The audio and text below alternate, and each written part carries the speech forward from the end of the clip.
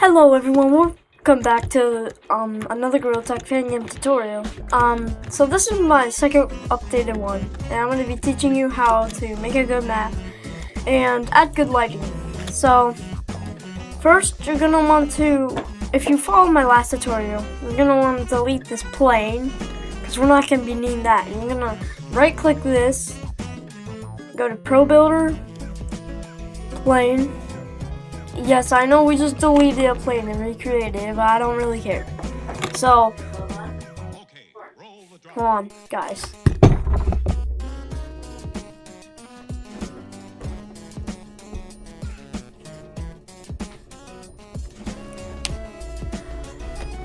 Okay, so next you're gonna go to, at the top you'll see Tools, Pro Builder window, and this thing will come up. You see the Pro Builder tab, drag it right next to your inspector or wherever you want it to be, so you can just click on it wherever you need. So now you'll see these little menu buttons at the top. So, and there's this one that looks like kind of an edge selection. So click it, and on the side you'll see this active context position. So click that and change it to game object. So you're going to want to select some random sides around the edges. And then just I'm sorry guys, my dog just. So once you're finished with that, click face selection and then click this again, and then you can scale it so it'll kind of look like. So now click that button again and click game object and select all the edges by holding shift and click until they're all yellow. So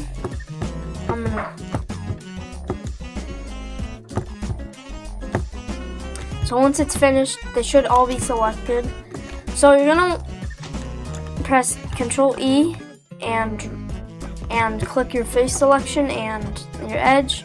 Drag it up until you've got a good size for your beginning amount of walls. So now press Control E and scale that outwards.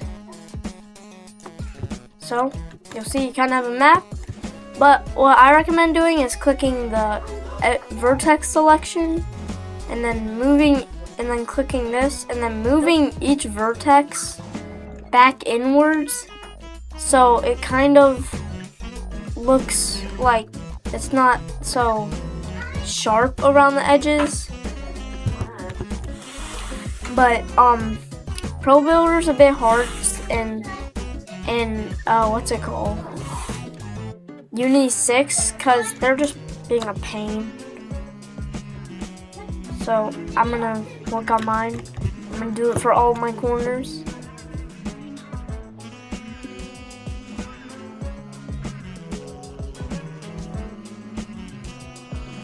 So once that's all complete, you're gonna select all your edges again. Yeah, do that.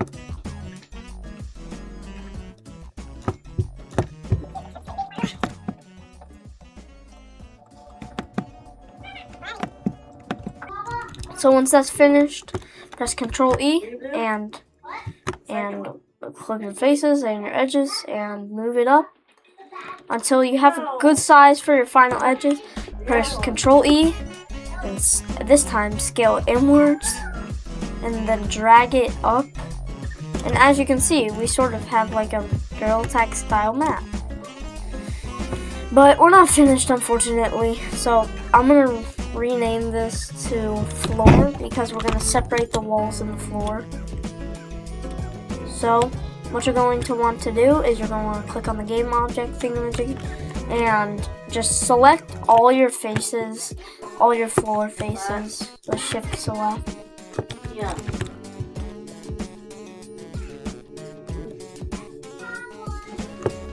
Good. So once that's finished, you're going to want to click on Pro Builder tab, and you'll find. So if the detach edges doesn't show up, click on your edges and then your faces, and you'll see this. press detach faces, and name the first. Wait, hold on. Name the first one walls, the one that is the walls, so you can differentiate them. So now we're going to import our materials. So in the link in the description, there is going to be a link to a website called Ambient CG. You're gonna download a grass and rock texture from there.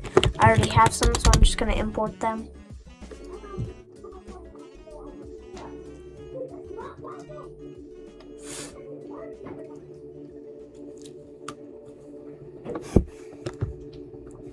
Make sure you import all the files, because then it'll make it look better. So select all your materials, and on filter mode, change it from billionaire, I don't care, point to point no filter, to make it look more pixelated and not blurry.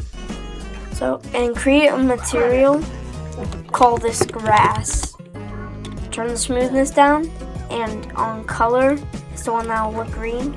Drag into albedo, and drag either one of these, the purple ones, into normal map. And if it says this, press fix now, and then it'll be marked as a normal map. Do not use displacement at all, because it'll look weird. And drag your roughness into detail mask. I can get it in. So the final one is occlusion, and it's called ambient occlusion. So just drag that in, and then drag this texture onto your floor, and boom, you have some grass.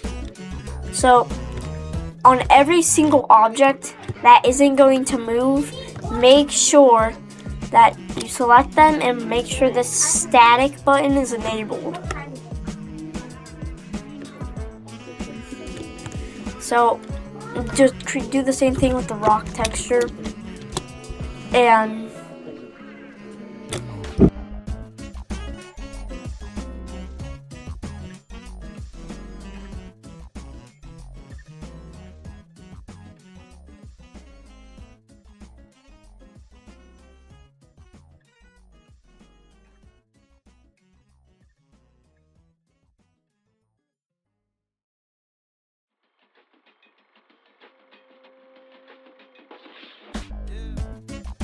okay, so now that I'm just gonna do it again. I had to do something. So yeah. So change the filter node to point no filter. Create a material, call it rock or whatever you want. Turn the smoothness down. Drag color in. And ambient occlusion into detail mask. Roughness, and I meant ambient occlusion goes in occlusion. There. Okay, so and drag one of the normal maps in. Press fix now. And drag the texture onto your walls. So you'll probably notice that's repeating. So just adjust the top tiling to however much you want. I recommend going with like 0.2 or 1 if you want. And if you don't want these textures to be so high quality, you can select it all and change the max size down until it looks like low quality enough for you. So I think I'll do mine at like 128. So now we have our map. So we just gotta set up our good lighting. So in the link in the description, there will be a Google Drive link with a thing that's called skyboxes or something similar to that. So you're just gonna import one of those into your textures file. Into your game, and I'll show you how to set it up. Yeah, it should be called SBS Cloudy Skyboxes Cube Map. So I recommend going with like Cube Map 04 and change filter mode to point no filter. Also, change the texture shape to cube and hit apply at the bottom, it'll look like a texture now. So you can just drag that into the sky, and now you have your sky texture. So now, as you can see, it's kind of like Realtek. And so in the link in the description in that Google Drive, there's gonna be another one. It's gonna be called I think Kios Lighting. Credits to Kios for making it. It's Kios Lighting settings V2, and it's gonna have a feel. So I recommend going with Realistic L because that's the best one.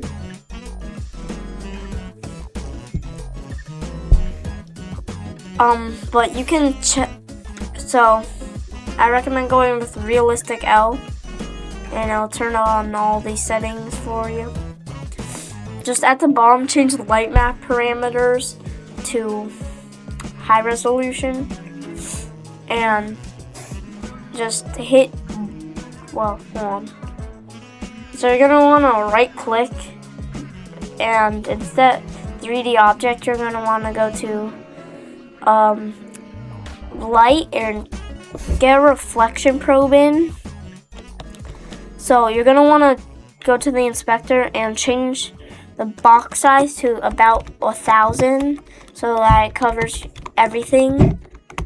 So basically what this does is it I'm gonna change mine to be a bit higher.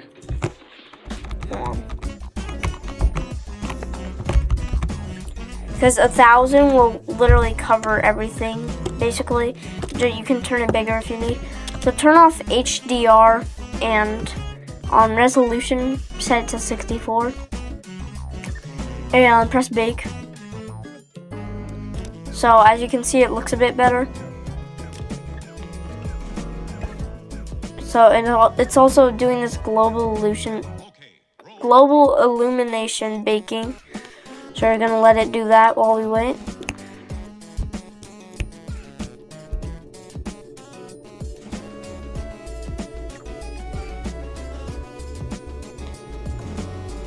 Okay, so as we can see, it doesn't look as good as we thought. So we could change the lighting settings in scene to main lighting and change the bottom one to default high res, because we could try that again if we wanted to, because maybe we don't like how dark it is over here.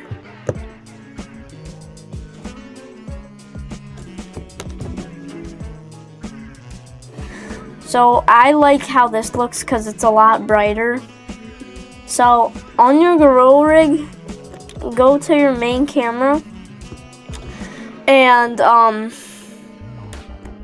so add a thing called culling layer, and on no anti-aliasing, change it to fast approximate anti-aliasing and change it to fast mode. And on layer, nothing, check off everything. Don't worry about this this warning.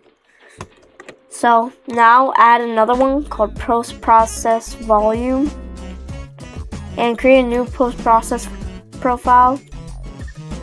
And so on no override set on this volume, check off is global just to be safe. And click on add effect, unity, bloom, and intensity. So it's gonna look like nothing's really changing except for the hands. Just turn down the threshold and you'll notice it.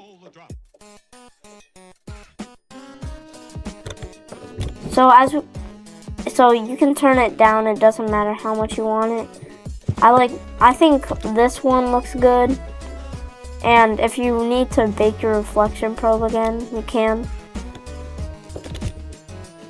So I think everything looks really good, to be honest. And if you want to add any more overrides to it, that's fine. Like if I wanted to turn on, I don't even know what clamp is. Diffusion? Like if I wanted to turn on diffusion, that would work. fast mode if you want. It doesn't matter. So you could add another one. You could call it, you could use like ambient occlusion or something.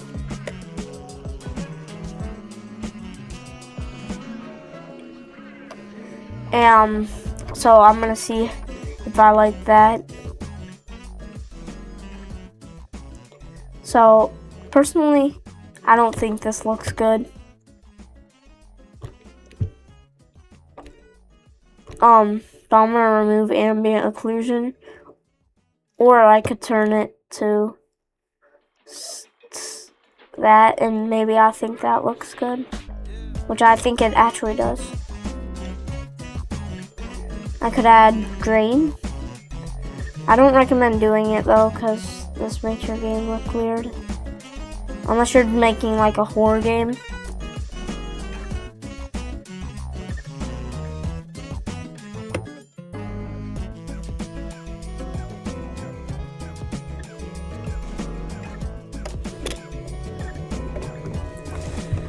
So, as you can probably tell, our game looks really good, but I'm gonna bake the lighting probably one more time after this just to make sure it looks good. So I recommend I'm gonna check something real quick just to see if this will work.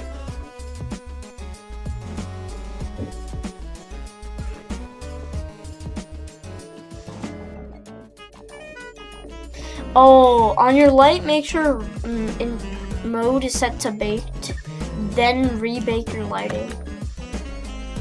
If you don't, I think this will fix your like chopped lighting, like the chopped shadows, I mean.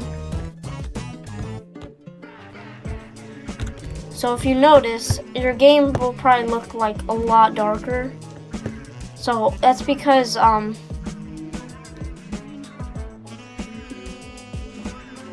we have to make it, we have to like allow it to cover more space.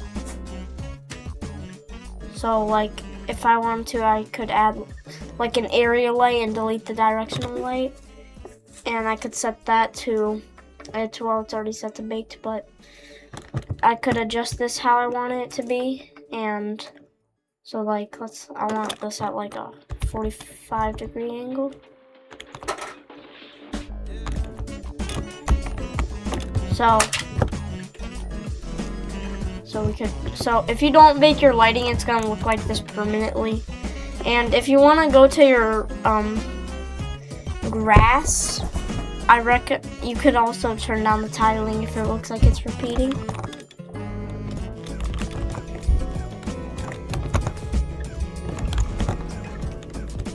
So I like this. I just think it looks good. So generate the lighting.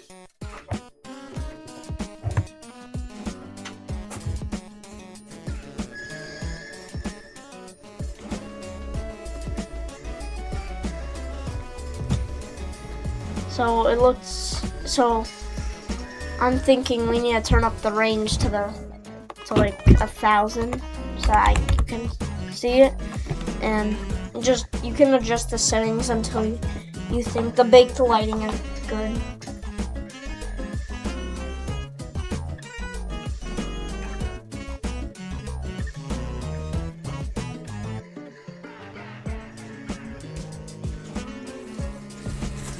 That's weird. I'll have to turn up the width maybe.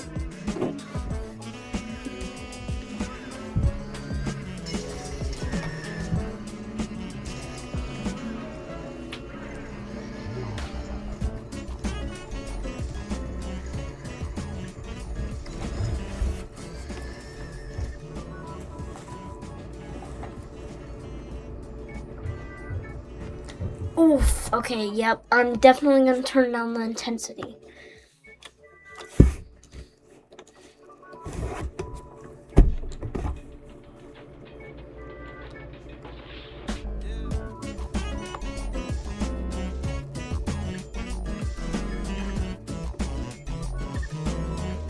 So I think I'm gonna put mine just a little bit darker.